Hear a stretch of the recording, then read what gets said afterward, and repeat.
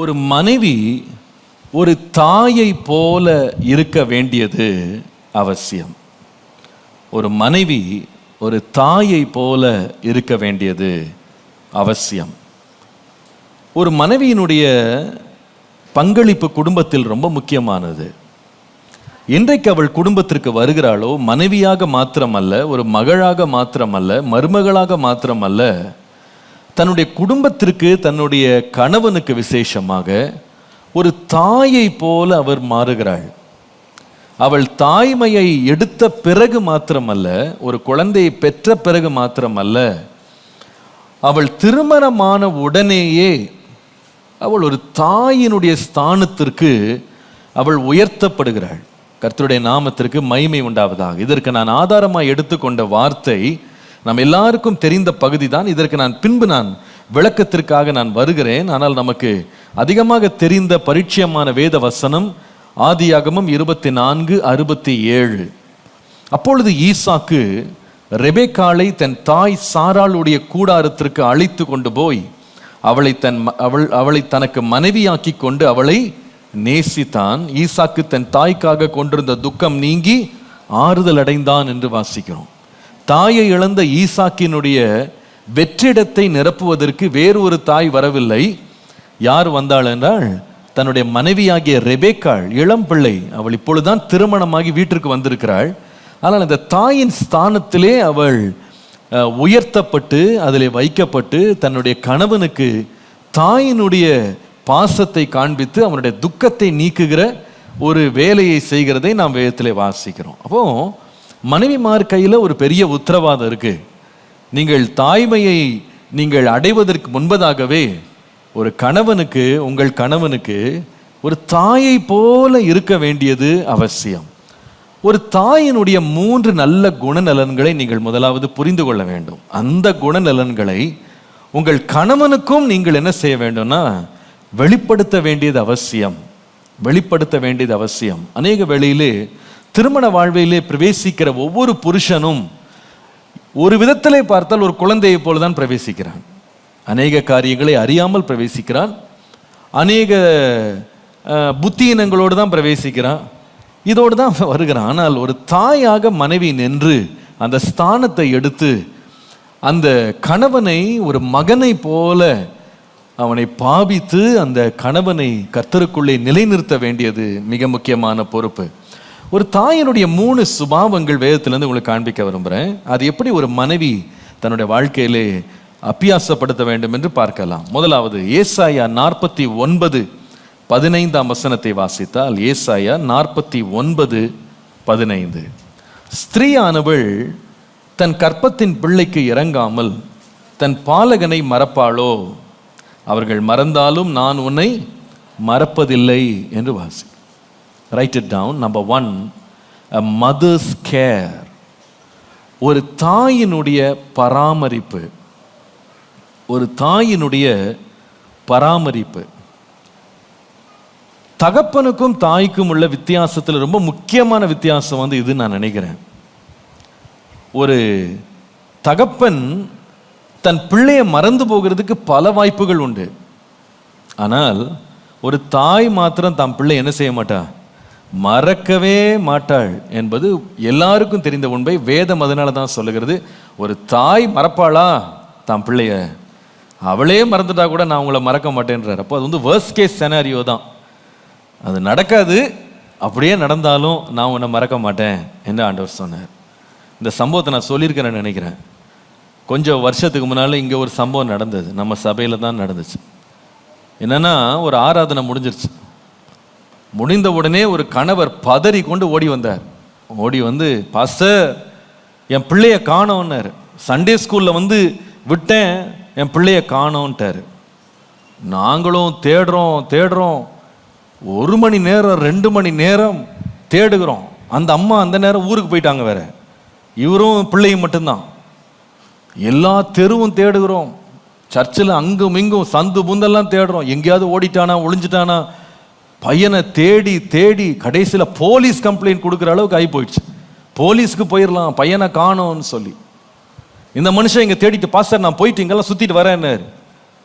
ஒரு 3 மணி போல் ஃபோன் பண்ணுறாரு. பாஸ்டர் பையன் வீட்டில் தான் இருக்கான் அப்படின்னாரு. என்ன வீட்டில் தான் இருக்கான்னா என்ன அர்த்தம்னா வீட்டுக்கு வந்துட்டானா? இல்லை பாஸ்டர், பையனை சர்ச்சு கிளப்பி வீட்டுக்குள்ளே வச்சு பூட்டிட்டு வந்துட்டேன் மறந்து. நான் பாத்துக்கு சர்ச்சு கிளம்பி வந்துட்டேன். என்ன மாதிரி ஞாபக கர்த்தா பாருங்க இவர். பையனை வீட்டுக்குள்ளே வச்சு வண்டியில் ஏற்றுனது கூட ஞாபகம் இல்லாமல் வீட்டுக்குள்ளே விட்டு பூட்டு வந்துருக்கிறார் மனுஷன். நல்ல மனுஷன், பரவாயில்ல. பெட்ரோல் மக்களை இறக்காம போனாரு, அந்த மட்டுக்கு பரவாயில்ல. அதுவரை எங்கிட்ட வந்து சாதிக்கிறார், சண்டே ஸ்கூலில் இறக்கி விட்டேன்னு. எங்கே தான் இருந்தாருன்னே தெரியல மனுஷன். இதுதான் ஒரு புருஷன். ஆனால் மனைவி அப்படி கிடையாது, ஒரு தாய் அப்படி கிடையாது. கணவன், ஒரு தகப்பன் தன் பிள்ளைய ரொம்ப சீக்கிரமாக மறந்துடுவான். எத்தனை பேர் தங்கள் பிள்ளைகளை ஸ்கூலில் விட்டு மறந்துட்டு பிஸ்னஸ் எல்லாம் பார்த்துட்டு அதுக்கப்புறமா சாயங்காலம் 6 மணிக்கு மனைவி ஃபோன் பண்ண பிறகு தான் பையனுடைய ஞாபகமே வரும். பிள்ளையை கூப்பிட்றதுக்கு ஓட்டுவாங்க. அங்கே ஸ்கூலில் திட்டு வாங்கிட்டு வந்து எத்தனையோ பேர் இங்கே உட்காந்துருக்குறாங்க, ஆனால் சொல்ல மாட்டாங்க. என்னங்க உங்கள் பிள்ளையை பற்றி ஞாபகமே இல்லையா? இந்த நேரத்துக்கு வந்து கூப்பிடுறது, உங்களுக்கு பிள்ளையை எவ்வளோ நேரம் வச்சு பார்த்துக்கிட்டு இருக்கிறது அப்படின்னு திட்டுவாங்கன்னு நிறைய பேர் இருக்கிறாங்க. சிரிக்க கூட மாட்டாங்க இப்போ, ஆனால் என்ன போய் கண்டுபிடிச்சிருவோன்னு சொல்லி. ஆனால் உண்மை அது, அந்த அளவுக்கு ஞாபக சக்தி அவங்களுக்கு இருக்கும். ஆனால் தாய் வந்து என்ன செய்ய மாட்டா, மறக்கவே மாட்டான். தூங்கிட்டு இருக்கும் போது கூட கனவெல்லாம் பிள்ளைய பற்றி தான் இருக்கும். கணவன் கண்ணை மூடிட்டாருன்னா உலகமே முடிஞ்சிருச்சுன்னு அர்த்தம். அவ்வளோதான், எல்லாரையும் மறந்துடுவார். பக்கத்தில் இருமுனாலும் தெரியாது, பக்கத்தில் என்ன பண்ணாலும் ஒன்றுமே தெரியாது. கால் எழும்பி எல்லாம் உயிரோடு இருக்கீங்களான்னு பார்த்துட்டு போவார், அவ்வளோதான். மற்றபடி செத்தா கூட தெரியாது. அந்த அளவுக்கு அவர் அவ்வளவு ஆழ்ந்த தியானத்துக்குள்ளே போயிடுவார். ஆனால் மனைவி, ஒரு தாய் தன் பிள்ளையின் மேலேயே நினைவாக இருப்பாள். அநேக முறை என் மனைவி கால் எழும்பி தான் சொல்லியிருக்காங்க, ராத்திரியெல்லாம் அவன் ரொம்ப இரும்பி கஷ்டப்பட்டான். அப்படியா? அது காலையில் மார்னிங் நியூஸ் மாதிரி நாங்கள் கேட்டுக்க வேண்டியது தான். என்ன நடந்ததுன்னே நமக்கு தெரியாது, நம்ம இருக்கிற களைப்பில் தூங்கிடுவோம். ஆனால் மனைவி அந்த ஒரு சின்ன ஒரு இருமல், ஒரு தும்மலுக்கு எழும்பி உட்காந்து அவங்க பிள்ளையை கவனிப்பாங்க. அது பொதுவாக மனைவிகளுடைய அல்லது தாயினுடைய ஒரு இருதயம். அது எப்பொழுதுமே அந்த பராமரிக்கிற ஒரு சுபாவம் ஒரு தாய்க்குள்ளே இருக்கும்.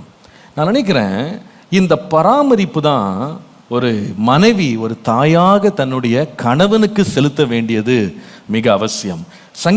நீதிமொழிகள் 31ஆம் அதிகாரத்துக்கு வருவீர்களானா, அங்கே குணசாலியான ஸ்திரியை பற்றி படிக்கிறோம். அவளுடைய வாழ்க்கையை பார்த்தீங்கன்னா தன்னுடைய கணவனை பராமரிக்கிறதை குறித்து எழுதப்பட்டதை பாருங்க. 11ஆம் 12ஆம் வசனம். அவள் புருஷனுடைய இருதயம் அவளை நம்பும், அவன் சம்பத்து குறையாது. அவள் உயிரோடு இருக்கிற நாளெல்லாம் அவனுக்கு தீமையை அல்ல நன்மையே செய்கிறாள். ஒரு மனைவி தன்னுடைய கணவனுக்கு என்ன செய்கிறான்னா நன்மை செய்கிறாள். எப்படி நன்மை செய்கிறாள் அப்படின்றத நீங்க இந்த அதிகாரம் முழுவதும் நீங்க வாசிக்கலாம். அவ்வளவு அவள் நன்மை செய்கிறவளா இருக்கிறாள். நான் வாசிக்கும் போது கணவன்மார் கூட அதை விளங்கி கொள்ளலாம், எத்தனை நன்மைகள் இன்றைக்கும் மனைவிகள் தங்களுக்கு செய்கிறாங்கன்னு சொல்லி. 13ஆம் வசனத்திலிருந்து 21 வரைக்கும் வாசிக்கிறேன். ஒரு பெரிய லிஸ்ட் தான், பட் பொறுமையா வாசிக்கிறது நல்லது தான். ஆட்டு மயிரையும் சணலையும் தேடி தன் கைகளினால் உற்சாகத்தோட வேலை செய்கிறாள். அவள் வியாபார கப்பல்களைப் போல் இருக்கிறாள். தூரத்திலிருந்து தன் ஆகாரத்தை கொண்டு வருகிறாள். இருட்டோടെ எழுந்து தன் வீட்டாருக்கு ஆகாரம் கொடுத்து தன் வேலைக்காரிகளுக்கு படி அளக்கிறாள். ஒரு வயலை விசாரித்து அதை வாங்குகிறாள். தன் கைகளின் சம்பாத்தியத்தினால் திராட்சை தோட்டத்தை நாட்டுகிறாள். தன்னை பலத்தினால் இடை கட்டி கொண்டு தன் கைகளை பலப்படுத்துகிறாள். தன் வியாபாரம் பிரயோஜனம் உள்ளதென்று அறிந்து கொள்ளுகிறாள். இரவிலே அவள் விளக்கு அணையாதிருக்கும். தன் கைகளை ராட்டினத்தில் வைக்கிறாள். அவள் விரல்கள் கதிரை பிடிக்கும். சிறுமையானவர்களுக்கு தன் கையை திறந்து ஏழைகளுக்கு தன் கரங்களை நீட்டுகிறாள்.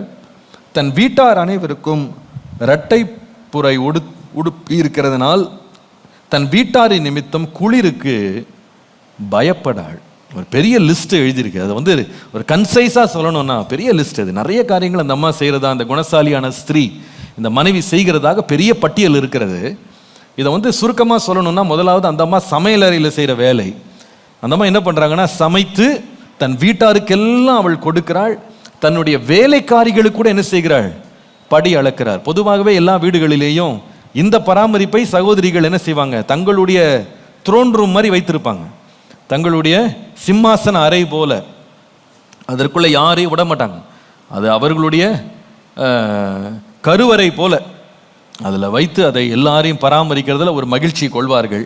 சில சகோதரிகள் சிரிக்கிறாங்க, ஏன்னே தெரியல, உள்ளே போய் பார்த்ததில்ல பாசன்றீங்களா என்னன்னே புரியல, அல்லது நினச்சி மகிழ்றீங்களா தெரியல. சரி பரவாயில்ல, ஏதோ ஒன்று பைபிளில் இருக்குது. இப்படி அவள் சமைக்கிறாள், எல்லாருக்கும் கொடுக்கிறாள்னு சொல்லி பார்க்குறோம். ரெண்டாவது வந்து அவள் செய்கிற வேலையை பார்த்தீங்கன்னா அவளுடைய வியாபாரம். அதாவது அவள் என்ன செய்கிறாள்னா, நிலத்தை வாங்குகிறாள், அந்த வயலை வாங்கி அதிலே திராட்சை தோட்டத்தை நாட்டுகிறாள் சொல்லி பார்க்கிறோம். அடுத்தது தன்னுடைய வீட்டார் அனைவருக்கும் வஸ்திரங்களை அவளே தைத்து கொடுக்கிறாளாம். அவளே உடுப்புகளை தைத்து கொடுக்கிறவளா இருக்கிறாள். அதுக்கப்புறமா ஒரு நல்ல வியாபாரத்தை அவள் செய்கிறாள். அதனால நல்ல வருமானம் வீட்டிற்கு வருகிறது. அடுத்தது அவள் ஏழைகளை பராமரிக்கிறாள். இத்தனை வேலையை யார் செய்கிறா? யார் செய்கிறா? ஏன் பேச மாட்டேங்கிறீங்க? ஏன் பேச மாட்டேங்கிறீங்க? யார் செய்கிறா? மனைவி செய்கிறாள். ஒரே மனைவி செய்கிறாள். உண்மையா? இன்னைக்கு இத்தனை வேலை செய்ய விட்டா வீட்டில் 4-5 பேர் புழங்க வேண்டியிருக்கும். ஆனால் அவள் ஒரே ஆளா என்ன செய்திருக்கிறான்னா இத்தனை வேலைகளையும் அவள் சுறுசுறுப்பாக செய்ததாய் நாம் பார்க்கிறோம். அப்போ அவள் யாருன்னு சொன்னா வீட்டில் உள்ள அத்தனை காரியங்களையும் பராமரிக்கிற ஒரு மனைவி. இரவும் பகலும் தன் வீட்டை கொடுத்து நினைவுள்ளவளாக. அவர்கள் ஒரு குறையும் வரக்கூடாது. அதான் பேசிக்கலாக அதான். சாப்பாட்டு குறை வந்துடக்கூடாது, அவங்க வஸ்திரங்களுக்கு குறை வந்துடக்கூடாது, அவங்க வியாபாரத்தில் குறை வந்துடக்கூடாது, வருமானத்தில் குறை வந்துடக்கூடாது, அவங்க குளிரில் குறை வந்துடக்கூடாது, கணவனுக்கு குறை வந்துடக்கூடாது, பிள்ளைகளுக்கு வேலைக்காரிகள் கூட குறையில்லாமல் இருக்கணும் அப்படின்னு சொல்லி எல்லாரையும் மறக்காம பராமரிக்கிற ஒரு ஸ்திரீயாக இந்த வீட்டு பெண்மணியை நாம் பார்க்கிறோம். இந்த சம்பவத்தில் 3 முக்கியமான காரியங்கள் எழுதப்பட்டிருக்கு. 3 முக்கியமான காரியங்கள் இருந்தாதான் இந்த மாதிரி ஒரு மனைவி வேலை செய்ய முடியும், இவ்வளவு பராமரிப்பை செலுத்த முடியும், இத்தனை வேலைகளை அவள் கையாள முடியும். 3 வார்த்தைகள் ரொம்ப முக்கியம். முதலாவது, she is a studious lady, she is not lazy. அவள் சோம்பேறியாயிராமல் சுறுசுறுப்புள்ள ஒரு பெண்ணாக இருந்தால்தான் இத்தனை வேலைகளை செய்து அவள் பராமரிக்க முடியும். 31ஆம் அதிகாரம் 27ஆம் வசனம் பாருங்க. அவள் சோம்பலின் அப்பத்தை புசியாமல் தன் வீட்டு காரியம் எப்படி நடக்கிறது என்று கண்ணோக்கமாய் இருக்கிறாள். 15ஆம் வசனம் பாருங்க அவளுடைய சுறுசுறுப்பு. இருட்டோடே எழுந்து தன் வீட்டாருக்கு ஆகாரம் கொடுத்து தன் வேலைக்காரிகளுக்கு படி அளக்கிறாள். 18ஆம் வசனம் பாருங்க. தன் வியாபாரம் பிரயோஜனம் உள்ளது என்று அறிந்திருக்கிறாள். இரவிலே அவள் விளக்கு. அப்போ அவள் வந்து எப்பொழுதுமே ஒரு விழிப்புள்ள ஒரு பெண்ணாக பார்க்கிறோம். அதாவது இருட்டோடே எழுந்துடுறாளாம், இரவுலையும் விளக்கு என்ன பண்றது இல்லையா, அணையிறது இல்லையா. அப்புறமா சோம்பலின் அப்பத்தை என்ன செய்ய மாட்டாள், புசிக்கவே மாட்டாள். அப்போ ஒரு மனைவி வந்து ஒரு தாயாக தன்னுடைய கணவனையும் தன் குடும்பத்தையும் பராமரிக்க வேண்டுமானா சுறுசுறுப்பில்லாத ஒரு பெண் இதை செய்யவே முடியாது. நீங்க நிறைய வீடுகளில் வேற மாதிரி இருக்கு. கணவன் எழுப்பி மனைவி என்ன பண்ண வேண்டியிருக்கு, எழும்பு வாங்கலான்னு ஜெபிக்க வேண்டியிருக்கு. அப்படி சில பேர் என்ன பண்ணுறாங்க, இந்த இருட்டோடேன்றது ஒன்றுமே தெரியல அவங்களுக்கு. இருட்டோடே எழுந்து பழக்கமே இல்லை சில பேருக்கு. காலையில் 6 மணி அப்படின்றது கூட அவங்க வாழ்க்கையில் பார்த்ததில்லை. அந்த மாதிரிலாம் இருக்கா அப்படின்னு யோசிக்கிறாங்க. அந்த அளவுக்கு ரொம்ப சுறுசுறுப்பாக எழும்பிடுறாங்க. அவங்க பாட்டுக்கு நினச்ச நேரம் கத்தரி ஏவுகிறபடி எழும்புறது, அவ்வளோதான். ஏன்னா எழும்புனா சந்தோஷம்னு காத்துட்ருப்பார் அவர். இன்னைக்கு எல்லாம் அவருக்கு, இந்த அம்மாவுக்கு சமைச்சு வச்சு அவர் காத்துட்ருக்க வேண்டியதாக இருக்குது. ஆனால் இங்கே குணசாலியான ஸ்திரீ, எல்லாரையும் பராமரிக்கிற பெண், இருட்டோடே எழும்பி இரவிலே விளக்கை அணையாதிருந்து அவள் சோம்பலின் அப்பத்தை என்ன பண்ணுறது இல்லை, புசிக்கிறது. சுறுசுறுப்புள்ள ஒரு சகோதரியாக நம்ம பார்க்குறோம். அப்போ பராமரிக்கிற ஒரு தாயாக நம்ம இருக்கணும்னா இதான் வழி. முதல் சுறுசுறுப்பாக இருக்கணும். 2வது 13ஆம் வசனம், ஆட்டு மயிரையும் சணலையும் தேடி தன் கைகளினால் உற்சாகத்தோட வேலை செய்கிறாள். அதாவது ஒரு ஒரு ஒரு மனைவி வந்து வீட்டை வந்து பராமரிக்கிற ஒரு எல்லாரையும் கவனித்து எல்லாரையும் ஒரு கேரிங் மதர் போல இருக்கணும்னா 2வது ரொம்ப முக்கியமானது ஒரு எந்தூசியாசம், ஒரு விதமான எப்படி சொல்றது, உற்சாகம். வேலை செய்கிறதற்கும் காரியங்களை கவனிப்பதற்கும் வீட்டு காரியங்களை ஒழுங்குபடுத்துறதுலையும் ஒரு உற்சாகம் உள்ளவளாக அவள் இருக்கிறாள். சோம்பலாக அல்ல. மற்றவர்கள் அவள் எப்பொழுதும் எல்லாத்துக்கும் புஷ் பண்ணி இதை செய் அதை செய் என்று சொல்லுகிறது அல்ல. சில வீடுகளில் சொல்லுவாங்க பம்பரம் மாதிரி சுத்துறாங்க அப்படின்வாங்க. எப்படி பம்பரம் மாதிரி சுத்துறாங்க அப்படின்வாங்க. சில பேருக்கு பம்பரமும் தெரியல, அதுவும் என்னன்னு தெரியல, சரி விடுங்க பாவம். அப்போ அந்த மாதிரி சுறுசுறுப்பாக என்ன பண்ணுவாங்க, தங்கள் வேலைகளை செய்கிறவர். அப்போ களைப்பே இல்லாமல் அவங்க ரொம்ப இளைப்பாறுதலை ரொம்ப தேடாம சுறுசுறுப்பாய் வீட்டு காரியங்களை கவனிக்கிறாங்க. அப்போ இப்படி ஒரு பராமரிக்கிற ஒரு பெண்ணா இருக்க வேண்டுமானா முதல்ல சோம்பலை விட்டு ஒழியணும், சோம்பலிலிருந்து வெளியே வரணும். வந்தாதான் இந்த பராமரிப்பெல்லாம் நடக்கும். ரெண்டாவது, உற்சாகம் தேவை. உற்சாகம் தேவை. மனைவிமா ஒரு தாயை போல உற்சாகம் உள்ளவளாக எழும்பி தன்னுடைய பிள்ளைகளை பராமரிப்பதை போல தன்னுடைய கணவனை உற்சாகத்தோடு பராமரிக்க வேண்டியது அவசியம். கடைசியாக, ஒரு சகோதரி ஒரு மனைவி தாயை போல பராமரிக்க வேண்டியவளா இருக்கணும்னா இது ரொம்ப முக்கியமான வார்த்தை. 31ஆம் அதிகாரம் 22ஆம் வசனம் பாருங்க. 31:22. ரத்தன கம்பளங்களை தனக்கு உண்டு பண்ணுகிறாள், மெல்லிய புடவையும் ரத்தாம்பரமும் அவள் உடுப்புன்னு போட்டு. இதுல 2 வார்த்தை ரொம்ப முக்கியம். தனக்கு, அவள் அப்படின்னு போட்டு. அதாவது அர்த்தம் என்னன்னா, ரத்தன கம்பளை தனக்கு உண்டு பண்ணுகிறாள்னு போட்டா அது என்ன அர்த்தம் அப்படின்னு கேட்டா, before she takes care of others she first takes care of herself. மற்றவர்களை பராமரிக்கிறதுக்கு முன்பாக முதலாவது அவள் தன்னை பராமரிக்கிறாள். இன்றைக்கு ஏன் மற்றவர்களை சிலர் பராமரிக்கிறது, குடும்ப அங்கத்தினர்களை, கணவனை பராமரிக்கிறதுக்கு ரொம்ப சோம்பல், ரொம்ப அசதி ஏன் அப்படின்னு சொன்னா, நிறைய பேருக்கு தங்களையே முதல்ல பராமரிக்க தெரியல. இதுதான் பெரிய பிரச்சனை. எத்தனை மனைவிமார் தினமும் குளிக்கிறார்கள் அப்படின்றதே பெரிய கேள்வி இந்த காலங்களில். அதுவே கிடையாது. காலையில் தாமதமாக எழும்ப வேண்டியது, அதே கலைந்த தலையோடு வெளியும் பெருக்கி உள்ளேயும் பெருக்கி அதே தலையோடு சமைத்து, இவங்க காட்டுற முகத்தை பார்த்து அவருக்கே சாப்பிடவே மனசு வராது. அப்படி நாளெல்லாம் தூங்கு மூஞ்சியாகவே இருப்பார்கள், தங்களையே பராமரிக்க மாட்டார்கள். வீட்டில் இருக்கிறது அவங்க போடுற உடைகள்லாம் பார்த்தீங்கன்னா ஏதோ பானைக்குள்ளே சுருட்டி வச்சு எடுத்து போட்ட மாதிரி, ஒன்றாயிலும் ஒரு அழகாக இருக்காது, ஒரு ஒழுங்காக இருக்காது, ஒரு சுத்தமாக இருக்காது. என்ன வீட்டுக்குள்ளே தானே இருக்கும், யாரையும் நம்மளை பார்க்குறா, இதுக்கு அவங்க விளக்கம். சில பேர், யார் நம்மளை பார்க்குறா, வீட்டுக்குள்ளே தானே இருக்கிறோம், என்ன பிரச்சனை உங்களுக்கு, நான் தானே போடுறேன், உங்களுக்கு என்ன பிரச்சனை அப்படின்னு படி நமக்கு சுத்தமாக இருமா. அதை பற்றி நீங்கள் பேசாதீங்க. காலில் பல்லு விளக்குனீங்களா அவர்கிட்ட, சரி சண்டை வேணாம், அவர் பாட்டுக்கு போயிடுவார். இந்தம்மா விளக்குனாங்களாம் கேட்டிங்கன்னா அதுக்கு யோசி தான் சொல்லுவாங்க. பல்லு விளக்குறது கிடையாது, நிறைய வீடுகளில் தலை வாடுறது கிடையாது, ஒழுங்காக சுத்தமான ஆடைகள் போடுறது இல்லை. அவங்க தங்களையே பராமரிக்காததுனால வீடு என்ன பண்ண மாட்டாங்க சொல்லுங்க, பராமரிக்க மாட்டாங்க. வீட்டையும் பராமரிக்க ஏன் உங்களுக்கு ஆர்வம் வரலன்னா, தங்களுக்கு முதல்ல நம்ம சுத்தமாக இருக்கணும் அப்படின்னு என்ன இல்லை, ஒரு விருப்பம் இல்லை. நாம கண்ணியமாக இருக்கணும், நம்ம சுத்தமாக இருக்கணும், நல்ல ஆடைகள் போட்டிருக்கணும் அப்படின்னு வாஞ்சிருந்தா தானே மற்றவங்க நல்ல ஆடை போடணும்னு வாஞ்ச வரும். நம்மளே கந்தலாக நம்ம போட்டுட்டு இருந்தா பரவாயில்ல. நீங்கள் என்ன பண்ணுங்க, எப்போவுமே ஃபாஸ்டிங். பழைய ஏற்பாட்டிலலாம் பார்த்தீங்கன்னா ரட்டு உடுத்தி அவங்க என்ன பண்ணுவாங்க, ஃபாஸ்டிங்கில் இருப்பாங்க. அதே போல தான் நிறையா வீட்டார் ரட்டோடு தான் இருக்கிறாங்க. ஏன்னா வீட்டை தங்களையே பராமரிக்காதவர்கள் தங்கள் கணவனை என்ன பண்ண மாட்டாங்க, பராமரிக்க மாட்டாங்க. அப்படியே துணி எல்லாம் பார்த்தீங்கன்னா ஒரு வாரத்துக்கு அப்படியே சேர்ந்துட்டு இருக்கும். வீட்டில் குப்பை இருக்கும், ஒற்றை இருக்கும், அது கண்ணு கூட தெரியாது. ஏன்னா இவங்களே எப்படி இருப்பாங்க, ஒற்றை அடைஞ்சது போல இருப்பாங்க, எந்த ஒரு சுத்தமும் இருக்காது. நீங்கள் நிறைய பேர் ரொம்ப நல்ல ஜனங்கள், பாவம் ஒரு மாதிரி ஆயிட்டீங்கல்லாம். நாங்கள்லாம் அப்படி இல்லை பாஸ்டர், பயங்கர சுத்தம். அப்படி பரவாயில்ல, புரியுது. சில பேருக்கு இது தேவையாக இருக்குது. என்ன பண்ண, சிலருக்கு இந்த பராமரிப்பு, செல்ஃப் கீப்பிங், அப்கீப் ரொம்ப ரொம்ப முக்கியம். சில பேர் இந்த கணவன் மாதிரி ஏற்கனவே களைப்பாக வீட்டிலேருந்து வேலையிலேருந்து வீட்டுக்கு வருவார். அவர் வந்தால் இந்தம்மா அப்போ தான் எழும்புவாங்க. அப்போ தான் எழும்பி அவரை வரவேற்கிற வரவேற்பிலே அவருக்கு போதும் போதுன்னு ஆகிடும். எல்லா ஆசையும் போயிடும் அவரை விட்டு.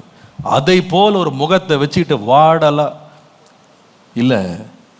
எப்பொழுதும் உங்களை நீங்கள் முதல்ல பராமரிக்கணும். பராமரித்தால்தான் கணவன் என்ன செய்ய முடியும், பராமரிக்க முடியும். இப்போ சுத்தமான ஆடைகள் போடணும், அது அலங்காரமாக போடணும்னு அவசியம் இல்லை. எப்பவுமே பட்டு புடவையிலேயே சுற்றணும்னு அவசியம் இல்லை இல்லை. ஆனால் எப்பவுமே எப்படி இருக்கணும்,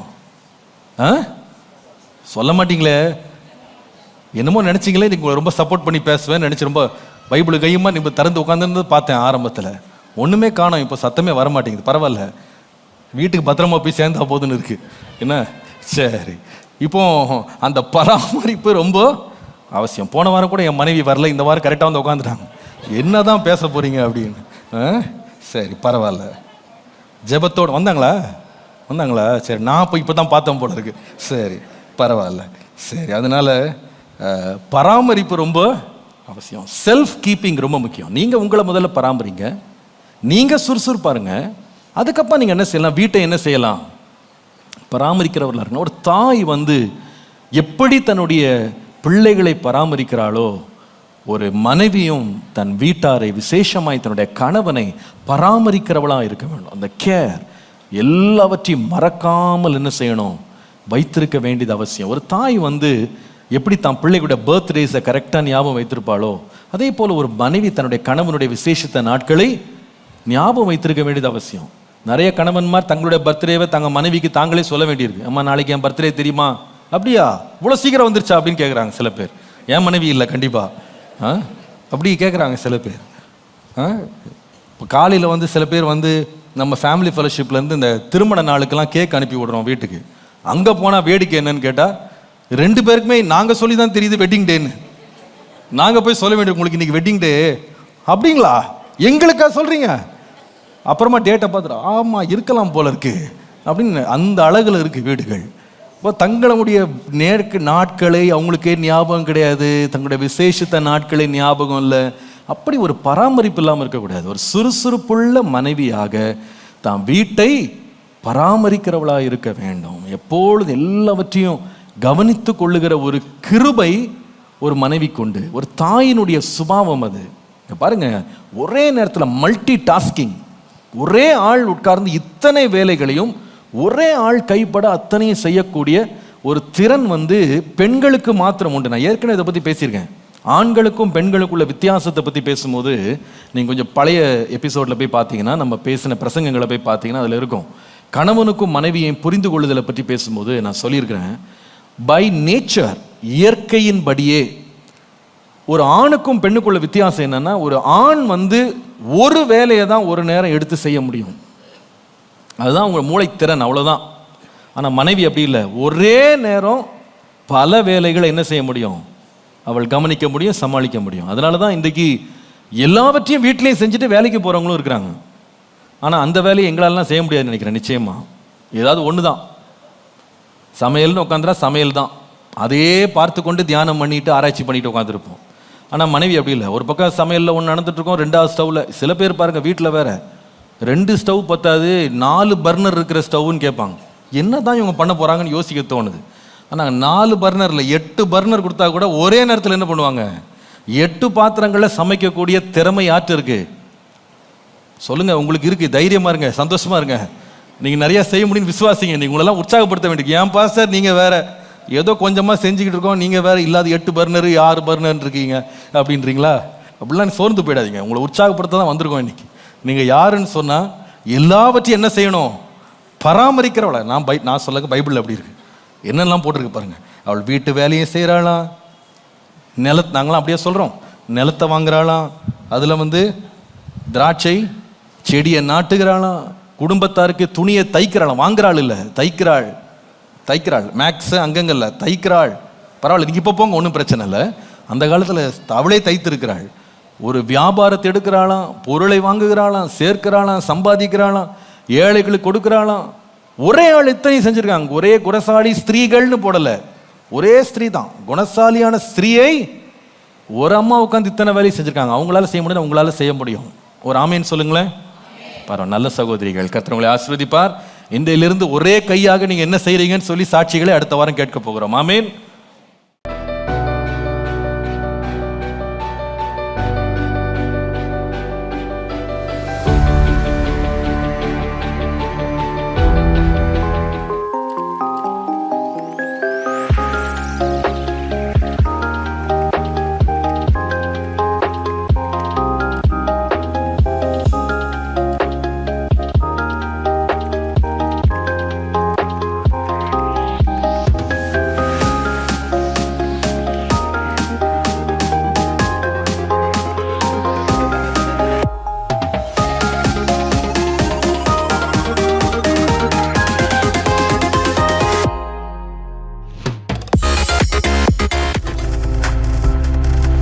நீங்கள் பார்த்து கொண்டிருப்பது உங்கள் ஜாய் டிவி. உங்கள் துக்கம் சந்தோஷமாய் மாறும்.